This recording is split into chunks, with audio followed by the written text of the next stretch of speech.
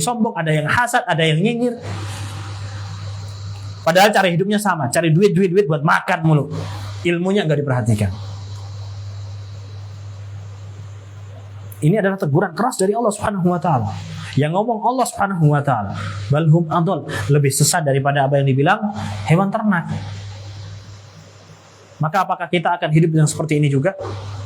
Bagaimana caranya kita itu bekerja, berdakwah, bagaimana caranya memperbanyak pundi-pundi uang, memperbanyak angka-angka keuangan dan mengenyangkan perut. Nggak beda sama kambing tadi berarti. Mikir caranya bagaimana kenyang terus perut. Wal'iyadzubillah. Kita harus berlindung ikhwati fillah. Ini adalah teguran dari Allah Subhanahu wa taala biar kita itu mau mawas diri, mau mendengarkan apa itu hidayah. Kemudian kita memahaminya dengan akal kita, yang itu adalah kelebihan kita umat manusia. Kemudian kita mempraktekkannya dengan jawarih kita. Jangan sibuk dengan dunia mulu. Jangan sibuk dengan duit mulu. Allah Subhanahu wa taala mengatakan afalam yasiru fil ardi fatakuna lahum qulubun ya'qiluna biha. Kenapa mereka orang-orang itu nggak mau afalam yasiru fil ard, mereka jalan di permukaan bumi ini. Maksudnya apa? Untuk tadabbur, untuk menuntut ilmu, karena tanda-tanda Allah semuanya itu ada di muka bumi. Bagaimana penciptaan dunia ini, bagaimana hidayah itu sudah tersebar, bagaimana Rasulullah SAW menurunkan ayat ini, mengajarkan agama ini, kemudian banyak sekali duat yang dikirim ke seluruh penjuru dunia. Kita harus safar, kita harus keluar dari rumah kita untuk mendapatkan hidayah. Afalam yasiru fil ard. Kenapa kok mereka itu nggak mau keluar jalan di muka bumi? Maksudnya apa? Suruh keluar dari rumah, jangan dekem di dalam rumah terus. Untuk belajar itu butuh kita keluar. Apa yang kita bisa dapatkan dari sosial interaksi orang-orang sekitar kita yang punya ilmu, kita belajar dari mereka. Apa yang kita bisa lihat, teliti dari orang sekitar kita, kita bisa ambil manfaat dari mereka. Jangan sampai kita kalah sama orang-orang non-muslim yang mana mereka punya peradaban tinggi. Bagaimana mereka bikin burung besi, burung tempur, pesawat tempur yang kuat, mereka melihatnya dari burung. Mereka melihat bagaimana burung. Mereka yasiru fil ard. Mereka jalan di muka bumi ini mempelajari apa yang ada di sekitarnya. Apakah ini pernah dilakukan oleh kaum muslimin yang punya ayat Al-Quran? Mereka meneliti bagaimana capung itu terbang, maju, mundur, naik, turun. Kok gak kayak pesawat yang cuma satu gini doang? Oh, akhirnya dibikinlah seperti capung yang itu adalah bentuk dari helikopter. Yang itu ada bentuknya seperti capung. Itu penelitian mereka. Kok non-muslim lebih idrok dengan sekitarnya? Kita enggak. Pelajari agama ini, semuanya apa yang dari kita bisa dapatkan di muka bumi ini. Kemudian kata Allah, fatakuna lahum qulubun ya'qiluna biha. Sehingga kita itu ketika kita mau berjalan keluar ke muka bumi ini, kita itu bisa memahami apa yang di sekitar kita itu dengan hati kita, dengan kolbu kita, dengan jantung kita. Kita itu bisa memahami, mentadabburi dan segalanya, menuntut ilmu. Au adzanu yasma'una biha, atau kita akhirnya bisa mendengarkan hidayah itu dengan telinga kita. Fa innaha la ta'mal absar walakin ta'mal qulubul lati fis sudur. Karena sesungguhnya orang yang tidak mau menerima hidayah, orang yang tidak mau menerima petunjuk, itu adalah mereka bukan orang-orang yang buta matanya, tapi buta jantungnya, yang buat ngerespon untuk mengakali supaya hidayah itu bisa masuk, itu sudah mati. Sehingga matanya itu seolah-olah dia tetap terbuka dan melihat, tapi sebenarnya itu dia buta karena hatinya sudah tidak bisa menyaring. Jadi hidayah datang, ya udah seliwer gitu aja. Wal'iyadzubillah. Ikhwatul Islam azani Allah wa yakum, semoga apa yang bisa kita sampaikan ini bisa kita ambil manfaatnya. Kita menafsirkan beberapa ayat dari Al-Qur'an. Semoga ya ayat yang sangat jarang dibaca oleh imam ini akhirnya bisa kita fahami artinya. Karena yang menjadi kelemahan kita ya kaum muslimin hari ini ya, semakin banyaknya Al-Quran digital, semakin sedikit orang yang mau hafalan Al-Quran. Semakin banyak buku-buku tafsir sehingga kita itu bisa mengakses setiap tafsir ayatnya itu dengan kita duduk membaca saja. Akhirnya semakin sedikit orang mau belajar membaca tafsir. Bahkan ada orang yang sudah hidupnya bertahun-tahun, puluhan tahun belum pernah membaca buku tafsir sekalipun seumur hidupnya. Paling mentok ya baca Al-Quran ketika bulan Ramadan khataman aja. Baca terjemahnya nggak pernah. Jangankan tafsir, terjemahnya aja nggak pernah. Maka ya gimana akan memahami ayat-ayat yang bahkan untuk imam aja nggak pernah dibaca ini. Ini surat Al-A'raf, ayat-ayat yang sangat jarang. Paling Al-Muluk ya. Tafsir Al-Muluk sudah dibaca di kajian-kajian. Dan insya Allah, kalaupun ada pengajian tafsir yang membaca tafsir 30 juz, kayaknya jamaahnya bukan jamaah yang sama itu. Jamaah yang datang ketika dibaca tafsir Al-Fatihah sama jamaah yang datang ketika dibaca pembahasan An-Nas di akhir penjelasan tafsir tadi, kayaknya jamaahnya beda udah. Pasti akan menjadi pengajian yang bertahun-tahun itu, sangat lama sekali. Ada beberapa pertanyaan yang sudah masuk. Afan, ini pertanyaan 2 pekan yang lalu sebenarnya, 3 pekan yang lalu ya, baru kita bahas. Semoga penanyanya masih ingat. Kalau ini pertanyaan dia. Pertanyaan ini masuk lewat admin ya, admin Bali Bandawas Mengaji. Selama saya kuliah, saya sangat berambisi supaya saya dapat nilai yang bagus. Sampai kadang saya kurang memperhatikan akhirat saya. Dan kadang saya mikir buat apa saya berambisi untuk ngejar kuliah, padahal nilai kuliah tidak akan ditanya di akhirat. Menurut kakak, saya harus bagaimana? Soalnya pikiran saya kadang labil. Ini yang menjadi masalah adalah bukan mengejar nilainya. Yang menjadi masalah adalah karena melalaikan akhiratnya. Jangan mencampurkan, jangan menjadikan kebaikan itu, ya istilahnya kita harus mengkelompokkan ya, kebaikan mana yang itu adalah primer dan mana kebaikan itu adalah kebaikan penunjang. Jangan sampai karena kita mengejar sholat tahajud kita kehilangan sholat subuh, kan gitu. Jangan sampai kita karena sholat taraweh kita kehilangan sholat isya. Jangan sampai karena kita pengen buka bersama dengan saudara bersilaturahim akhirnya ketinggalan sholat isya dan sholat taraweh. Begitu pula jangan sampai kita karena nilai kuliah kita kehilangan ibadah, terbengkalai ilmu agama kita. Maksud anak apa? Mengejar nilai kuliah itu juga adalah suatu hal yang bagus dan dianjurkan. Kenapa? Sebagaimana dalam sabda Nabi Shallallahu Alaihi Wasallam yang diriwayatkan oleh Aisyah radhiyallahu taala anha, Allah Subhanahu Wa Taala itu menyukai seorang hamba idza amila amalan ayyutqinahu. Apabila seorang hamba tadi sudah melakukan suatu amalan kemudian dia perfect di situ. Dia menjadi ahlinya di situ. Enggak cuma setengah-setengah, belajar matematika setengah, belajar IPA setengah, belajar ini setengah. Enggak. Allah itu suka orang kalau sudah ngambil sesuatu, kemudian itu dia itu maksimal di situ, menjadi pakar di situ. Maksudnya apa? Ketika antum sudah masuk kuliah, dia udah fokus. Termasuk diantaranya fokus itu adalah apa? Memperbaiki nilainya, karena itu tugas kuliah.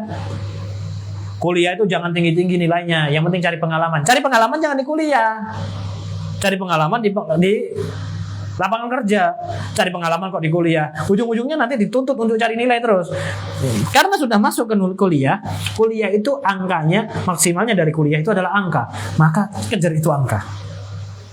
Dengan beberapa pengalaman. Kalau memang pengen cari pengalaman, keluar dari kuliah, cari ke lapangan kerja.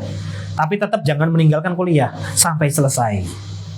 Karena dalam, Anda lupa kemarin baca buku apa? Afan lupa pembahasan kitab apa itu ya. Pokoknya sesuatu Afan di fikih sirah dikatakan ketika Rasulullah Shallallahu Alaihi Wasallam mau perang Uhud, akhirnya para sahabat berunding kita mau tetap di dalam Madinah atau mau keluar. Akhirnya para sahabat ngotot, ayo Rasulullah kita nyusul mereka aja di luar Madinah. Akhirnya Rasulullah mengambil pendapat itu dalam keadaan Rasulullah nggak suka dengan pendapat itu. Rasulullah pengennya tetap di dalam Madinah, bertahan di dalam benteng kota. Tapi anak-anak muda pengen keluar. Akhirnya Rasulullah ngikut milih pendapat itu. Kemudian Rasulullah masuk ke kamar, ngambil baju perang, sudah memutuskan ayo kita keluar. Ketika Rasulullah sudah keluar, ternyata anak-anak muda tadi yang mengusulkan untuk keluar dari kota Madinah nyesel. Kenapa kita malah memaksa Rasulullah memilih pilihan yang bukan pilihannya Rasulullah?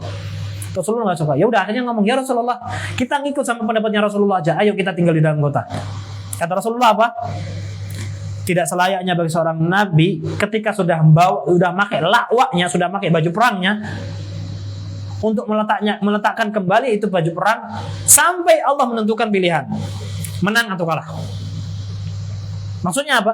Rasulullah sudah memilih satu jalan, sudah memulai jalan itu, maka Rasulullah tidak akan kembali, tidak akan balik kucing kecuali memang di situ sudah ditentukan jawaban oleh Allah, menang atau kalah, maju atau mundur.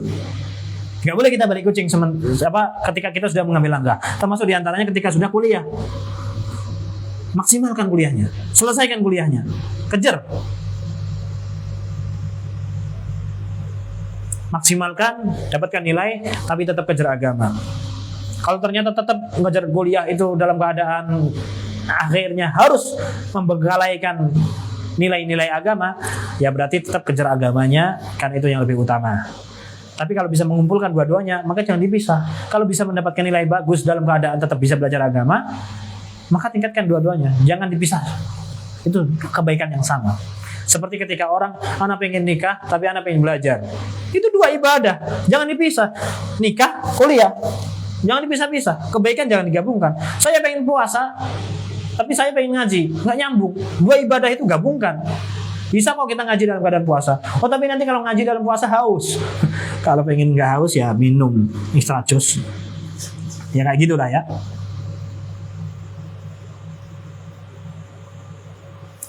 Jadi intinya adalah ya tetap agamanya yang dikejar, akhiratnya di ngetepengin. Pertanyaan berikutnya, Assalamualaikum. Waalaikumsalam. Ana mau bertanya, apakah seorang istri menyentuh suami di saat punya wudhu batal apa tidak? Ini tentunya perbedaan madhab ya. Kalau di Syafi'iyah batal. Syafi'iyah yang dianut oleh sebagian besar Indonesia adalah batal. Ketika orang sudah wudhu memegang pasangan halalnya, sahnya halal. Karena batal wudhunya? Karena dalam ayat, ana lupa ayatnya, ini di surat An-Nisa ini. Nggak browsing dulu tadi. Ana lupa ayatnya.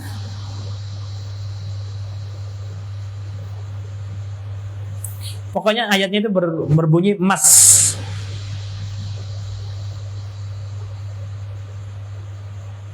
Ala kulli hal, nanti insya Allah anak carikan lagi ayatnya ya. Kalau ingat dan kalau sempat. Ayatnya antum cari pembatal-pembatal wudhu di surat An-Nisa atau di surat Al-Maidah, sama pembahasannya. Intinya penggunaan katanya adalah mas. Lamastumun nisa. Kalau gitu ayatnya seperti itu. Memegang wanita. Nah, ini di Imam Syafi'i menerjemahkan, menafsirkan adalah memegang. Kulit ketemu kulit, maka batal wudunya. Meskipun cuma jabatan tangan, itu batal. Akan tetapi kalau dalam madhab Hanabilah itu tidak batal, karena yang dimaksudkan dari lamas di situ adalah jima atau hubungan suami istri, baru di situ batal wudunya. Karena dan di sini juga didukung dengan dalil Nabi Shallallahu Alaihi Wasallam ketika Rasulullah sedang sholat tahajud, ketika itu kamar Aisyah dengan kamar Rasulullah, ya maksudnya kamarnya adalah masih kamar yang sempit, belum kamar yang selebar di ketika Rasulullah mau wafat.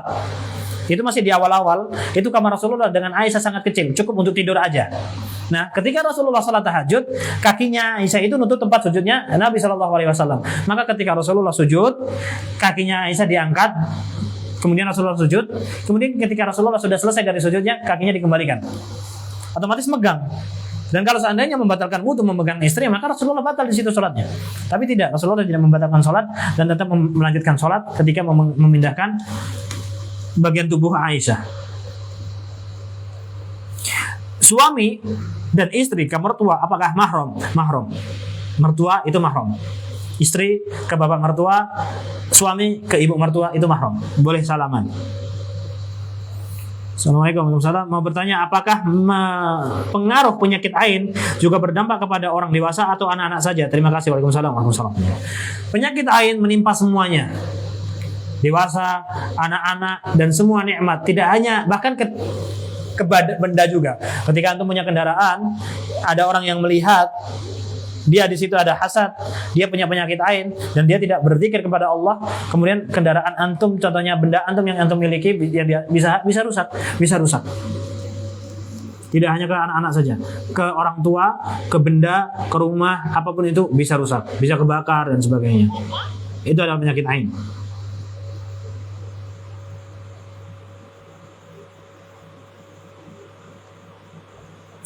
Ini pertanyaannya menarik ini, pertanyaan terakhir ya. Bagaimana hukumnya atau pendapat antum suatu perkumpulan atau komunitas yang mengaku sunnah dan mengaku pengikut salaf tapi kelakuannya mengarah ke hizbi? Yang bukan dari kelompoknya ditahdir, yang bukan dari kelompoknya dianggap salah. Pokok kelompok dia yang paling benar. Padahal orang-orang ini ngajinya ke ustadz salaf, bahkan ustadz kibar. Tapi nyatanya muamalah mereka seperti yang disebutkan. Bagaimana ini? Syukran jazakumullah khairan katsira. Setiap muslim itu disunnahkan untuk berhusnudzon, bukan suudzon. Ini pertanyaannya tendensius sekali. Kenapa demikian? Ketika dia bertanya, ada satu komunitas yang mereka bikin kelompok, kemudian sepertinya menyalahkan apa yang salah dari bukan kelompoknya ditahdzir. Ini menurut pendapat antum pribadi atau pendapat orang yang berbicara dengan antum yang ikut ghibahin, atau pendapat seorang ulama, atau pendapat antum pribadi? Kalau ini pendapat pribadi antum, ini belum spesifik. Karena yang dari kata tahdzir itu dari kata apa? Hadzara yuhadziru, mengingatkan, memperingati. Berarti itu nasihat. Kok ada orang menasihati bukan dari kelompoknya? Itu berarti dia ingin menyebarkan kasih sayang dengan nasihat tadi. Tahdzir itu adalah kasih sayang. Jangan anggap tahdzir itu adalah teguran keburukan. Hanya orang pelaku kemaksiatanlah yang akan menganggap nasihat akan kemaksiatan itu adalah suatu teguran yang keras. Orang pelaku kemaksiatan, pelaku dosa, kemudian diingatkan tentang dosanya, dia akan sakit hati. Orang yang pelaku kemaksiatan, dia pengen bertekad untuk hijrah, kemudian dia dinasihati, dia akan menganggap itu adalah seruan persaudaraan. Orang yang bukan pelaku kemaksiatan, kemudian diingatkan dari maksiat, dia akan enjoy. Oh, saya bukan pelakunya. Nah, ketika antum ditahdzir, kemudian antum merasa kepanasan dengan itu antum yang harus muhasabah. Tahdzir itu adalah salah satu bentuk kasih sayang saudara ke saudara yang lainnya. Bukan justru malah antum hizbi. Hati-hati dari perkara ini. Hizbi itu apa? Antum harus pahami dulu. Hizbi itu apa? Kemudian dia punya kelompok sendiri. Kelompoknya apa? Organisasi, yayasan, pondok. Kalau bukan dari pondoknya, dia yang benar hanya kelompoknya sendiri. Sekarang anak nanya, kelompok mana yang tidak merasa kelompoknya yang paling benar? Pendapat ketika antum mengatakan mereka punya kelompok dan menganggap kelompoknya benar sendiri. Kenapa antum ngomong seperti itu? Karena antum tidak di kelompok itu dan antum merasa benar. Kalau saat ini antum nggak merasa benar, antum saat ini merasa salah, antum akan nyari kelompok itu. Kok mereka merasa benar sih? Apa yang mereka pelajari? Ayo belajar. Kalau mereka punya kelompok dan mereka merasa paling benar sendiri, dan antum mengatakan demikian, itu hanya muncul karena antum merasa benar juga. Tapi antum nggak masuk kelompok itu, kan gitu.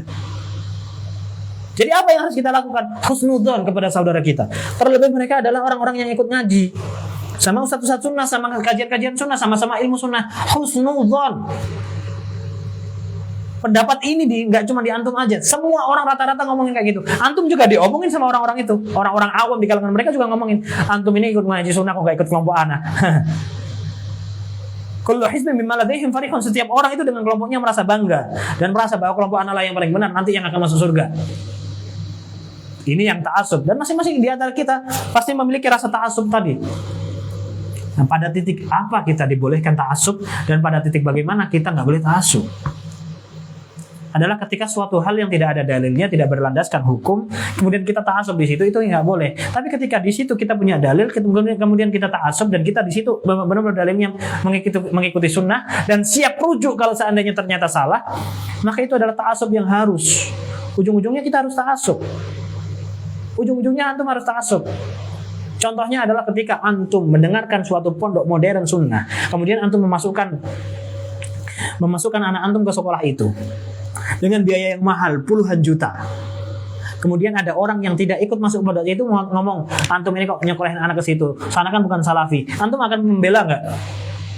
Antum akan membela pondok itu nggak? Antum punya anak atau antum alumni pondok, suatu pondok tertentu atau kajian tertentu yang mana di situ antum bayar mahal.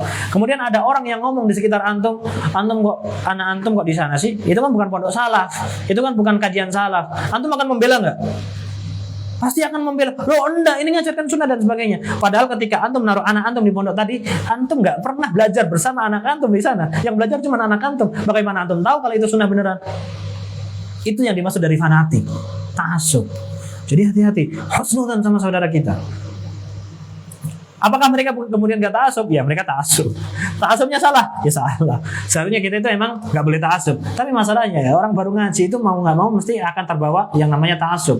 Berbangga dengan kelompoknya. Itu sudah menjadi fitrah manusia. Ya apa? Itu sudah menjadi fitrahnya manusia. Itu pandangan anak pribadi. Jadi jangan terlalu keras kepada saudara. Antum yang menganggap mereka itu ta'assub dan mengkelompokkan diri, itu menjadikan mereka semakin terkucil dan menjadikan mereka semakin terkelompok. Apalagi yang berpendapat seperti antum ini pendapatnya sama banyak orang gitu loh. Akhirnya seperti seolah-olah mengucilkan mereka. Kasihan. Mereka juga butuh bersaudara.